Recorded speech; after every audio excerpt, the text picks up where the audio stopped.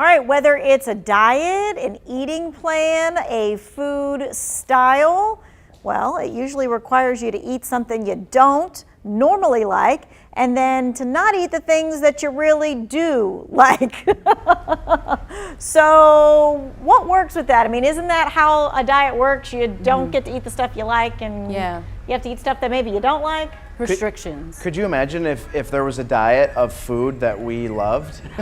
A pizza diet. I'd love that. Pizza diet? How about you, Mo? I mean, I like healthy food. I mean, stuff that I eat often, some people would say that that's not good. Like the other day I made spaghetti with chickpea noodles instead of regular noodles. No, that sounds I need that interesting. recipe. It's the beet diet that I had a problem with. There were too many canned beets. All right. So what works? Is it seeing the numbers of the calorie count on your app to help you stay on track, or knowing that you have to be accountable to someone else? I like the accountability factor. Like someone's like, did you do this? Did you fall off? I like that better than seeing the apps with the calories. Okay. Anyone else? For me, Oh, go ahead, Chad. I was just going to say, for me, it's stepping on the scale every Friday before I come into work because I know what I've done over the past week, and Gotcha. I'm accountable to myself. I stay away from the scale. That thing is intimidating.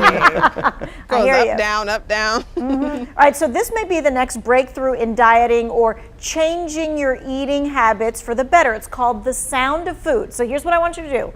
I want you to listen to this sound and see if you feel like you want to eat this food that's associated with sound or not.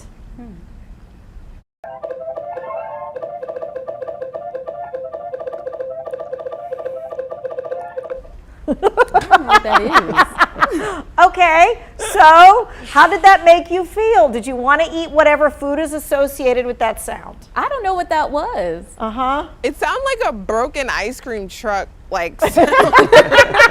So then, yes, if that's what it is, then that's what I want to eat. Okay, the hurried sound kind of made me want to stop. Okay. And maybe that's the plan. So this time I'm going to let you listen and see what the food is. I can't see.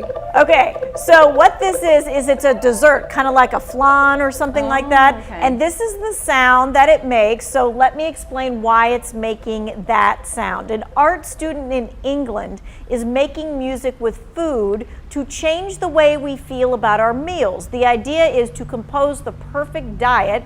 She calls it sonic seasoning. She's designed these special bowls that can detect the food, which then adds flavor to our ears to either build up or to break our appetite of whatever it is. So it will actually influence your appetite, actually the flavor and also the emotion behind the sound. That is modular.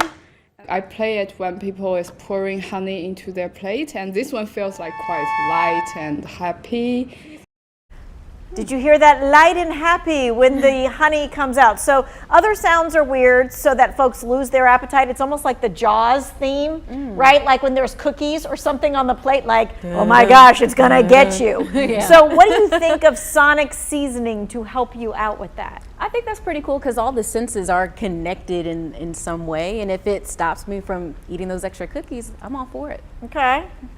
It's weird, yes, Chad? It's weird. I was like, that's weird too. I honestly don't even really know what's happening right now. I mean, you gotta appreciate the science, right, Monique? Yeah. Because she hooked all these electrodes in, and she's making the sound of grapes, or she's making the sound of this. You know, I was watching this and I think the whole time I'm like, Tanya finds the most interesting things to talk about. I'm like, Chad, I was kind of just like, I don't know what's going on here, but I support Tanya, so I'm going to listen in. All right, here's a quick side note. The inventor is hoping that her research can someday help people who've lost their sense of taste or smell from COVID or other things actually enjoy food again. I was thinking that could be a correlation. So maybe that can, for it's on one side, I was thinking it on the negative, right? It'll help me not eat the things that I don't want to eat, but maybe it will also help some folks learn how to eat some stuff even if they don't have the taste. I don't know. Very cool. We'll see. We learned something Sonic food. There you go. Food for thought. Dun dun dun. I'll be here all week, folks.